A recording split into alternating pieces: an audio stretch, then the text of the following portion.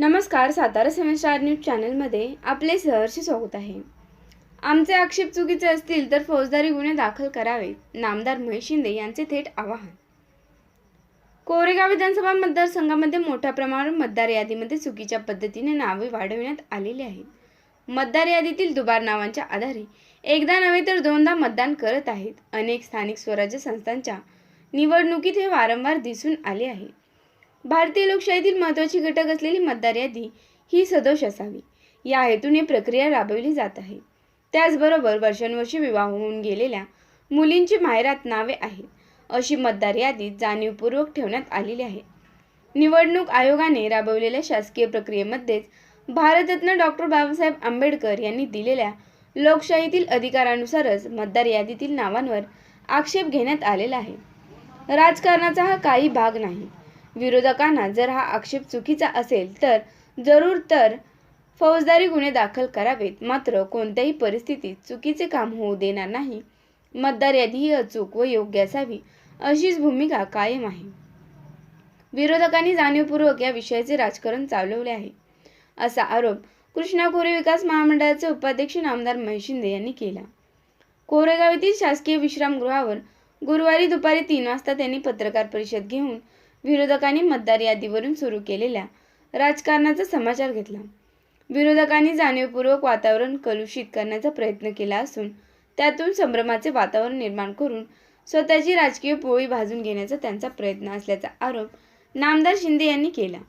यावेळी जिल्हा नियोजन समितीचे सदस्य राहुल प्रकाश बर्गे, भारतीय जनता युवा मोर्चाचे तालुकाध्यक्ष निलेश यादव, कोरेगाव विकास आघाडीचे अध्यक्ष तथा प्रथम नगराध्यक्ष प्रशांत उर्फ राजाभाऊ बर्गे, माजी नगरसेवक महेश साहेबराव बर्गे, सचिन भैया बर्गे, रशीद शेख, उपनगराध्यक्ष सुनीलदादा बर्गे, नगरसेवक सागर विरकर, प्रीतम शहा, संतोष बर्गे, शिवसेनेचे कोरेगाव शहर प्रमुख महेश शामराव बर्गे, कोरेगावच्या जामा मस्जिदचे अध्यक्ष हमीदभाई मुल्ला, अल्पसंख्याक विकास परिषदेचे अध्यक्ष फिरोजभाई बागवान, नूर अली पटवेकर, फरदीन मुजावर, नौशाद शेख, आयुब शेख यांच्यासह विकास आघाडीचे पदाधिकारी, आजी माजी नगरसेवक उपस्थित होते.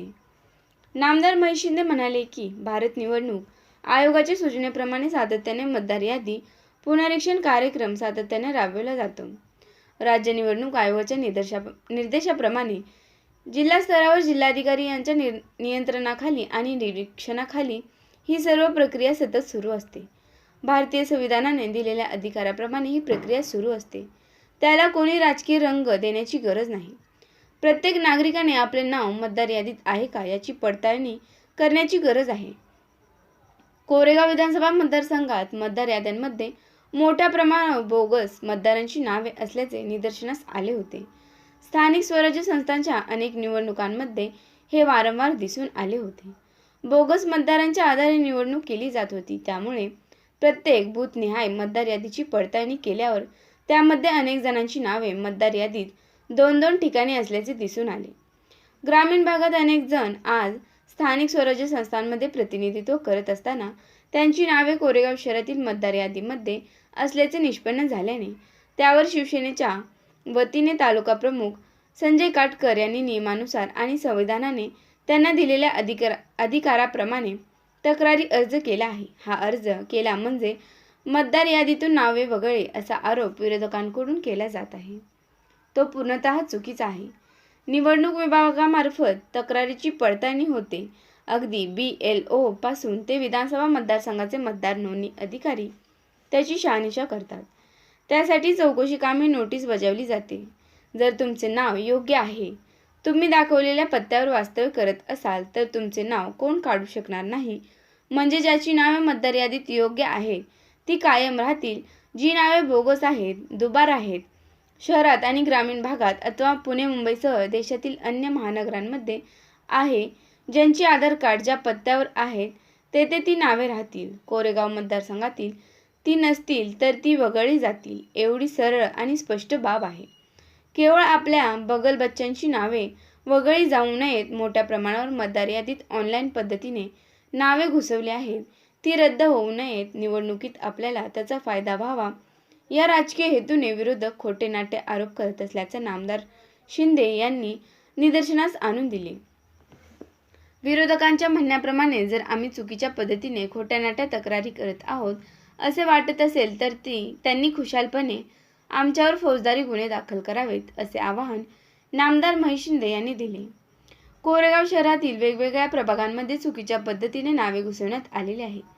वास्तवे एका प्रभागात मतदान, दुसऱ्या प्रभागात काही ठिकाणी तर 2-2 ठिकाणी मतदार यादीत नावे. हे भारतीय लोकशाहीसाठी योग्य आहे का? कोणताही आकस ठेवून अथवा राजकीय हेतूने तक्रारी अर्ज करून नावे वगळण्याचा प्रयत्न नाही. त्यासाठी प्रशासकीय यंत्रणा नियमाप्रमाणे काम करत आहे. ज्यांची नावे कमी होत आहेत असे वाटत असेल तर त्यांनी आम्ही वकिलामार्फत सेवा पुरवू, वकिलांची फौज त्यांच्यासाठी उभी करू. मात्र खरा मतदार असलेल्या एकाही व्यक्तीचे चुकीच्या पद्धतीने नाव कमी करू देणार नाही असेही त्यांनी स्पष्ट केले. कोरेगाव शहरातील मुस्लिम समाजाचे 19% मतदान आहे. त्यांच्या मतदारांची संख्या देखील जास्त आहे. मतदार यादीवर हरकत घेत असताना जात-पात असा भेद करण्यात आलेला आहे. जाणीवपूर्वक मुस्लिम समाजाची नावे वगळली जात असल्याचा आरोप चुकीचा आहे. त्यामध्ये विरोधक चुकीचे राजकारण करत आहेत. कोरेगाव शहरात सुमारे 1200 नावांवर रीतसर हरकत घेण्यात आलेली आहे. त्यापैकी मुस्लिम समाजातील मतदारांची संख्या केवळ 120 आहे. जर त्यात चुकीचे झाले असेल असे वाटत असेल तर चौकशीच्या प्रक्रियेला सामोरे जावे. प्रांताधिकाऱ्यांनी दिलेल्या सुनावणीच्या नोटिसा घेऊन सुनावणीस हजर राहावे आणि पुरावे सादर करावेत. जर चुकीचे काही नसेल तर प्रशासकीय अधिकारी नावे कमी करणार नाहीत. जर चुकीचे वाटत असेल, पुरावे नसतील तर निश्चितपणे नावे कमी होतील असेही नामदार महेश शिंदे यांनी यावेळी सांगितले. घेण्यासाठी आम्ही आमच्या खर्चाने वकील द्यायला तयार. अजून याच्यात काही कोणाला क्लॅरिफिकेशन पाहिजे असेल तर आम्हाला भेटा. मी काही इलेक्शन पुरता येणारा आमदार नाही. इथंच राहतोय, इथंच राहून जनतेची सेवा करतो. जाणीवपूर्वक एखाद्या समाजाला भडकवायचं कामं करू नका. आणि ह्या चुकीच्या गोष्टींमुळं आज समाजातल्या या ठिकाणी दरी निर्माण होते. आज समाज एकसंध राहिला पाहिजे, प्रेमानं राहिला पाहिजे, या विचाराचे आम्ही आहे आणि त्या विचारांना आम्ही पुढे चालू. आता जे समाज इथं जमा झाला याच्यातली बी काही लोकांचं नाव कट झाले त्यातून काय सांगा? कट नाही झालं. नाव आली असतील त्याला ऑब्जेक्शन आहे. नाही, ऑब्जेक्शन पहिले ऑब्जेक्शन लागलेली आहेत. कट कुणाची नाही. तुम्ही सांगा, जर एखादा माणूस, जर त्या प्रभागामधला एखादा नगरसेवक आहे, समजा स्मारकातले नगरसेवक असतील, जर त्याच्या स्मारकामध्ये, त्याच्या जर मतदार यादीमध्ये त्याचं नावच नसेल, त्या व्यक्तीचं नाव आलंय, तो स्मारकात राहत नसेल तर त्यांना ऑब्जेक्शन घ्यायचा अधिकार आहे का? तुम्ही मला सांगा. 100% आहे. तो राहतो कुठे? 17 नंबर प्रभागात राहतो.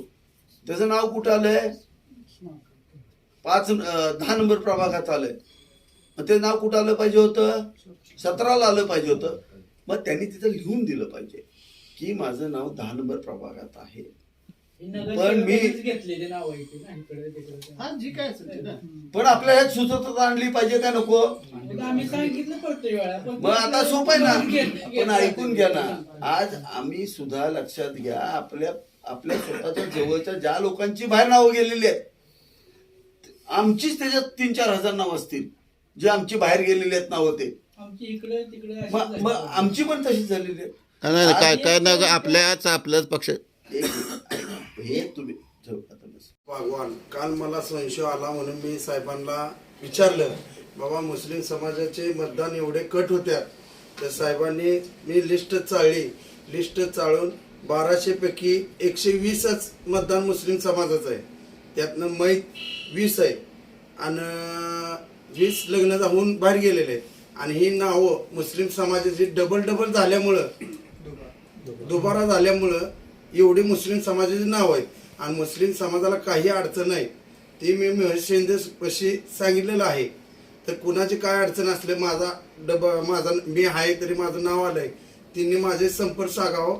मी राहुल दादाला बोलून ती नाव हे करू शकतो. तुमचं स्वतःच नाव आलंय ना त्याच्यात? आलंय की, मग आलंय की. मी कुठं नाव म्हणते, माझं बी आलंय. पण मी चाळल्यानंतर एखादे 100 पैकी 100 मार्क पडत नाही, थोडंफार इकडे तिकडे होणार. माझं बी नाव आलेलं आहे, त्यात मी बी जबाबदार आहे.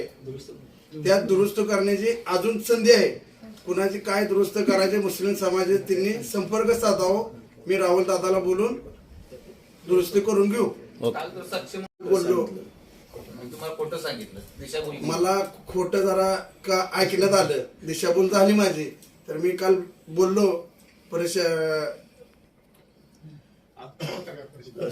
पत्रकारांच्या समोर बोललो मी, बाबा आमच्या मुस्लिम समाजाचे 700-800 नावं आमच्यावर अन्याय होतोय, याच्यासाठी शासनाने दसका घ्यावं. पण मी नीट अभ्यास केल्यानंतर 120च मतदान मुस्लिम समाज आहे. 1200 पैकी 120 आहे मतदान.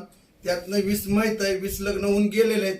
आणि काय काय लोक इथनं परगावाला मुस्लिम समाज गेलेत, ह्याला मी मान्य केलेलं आहे.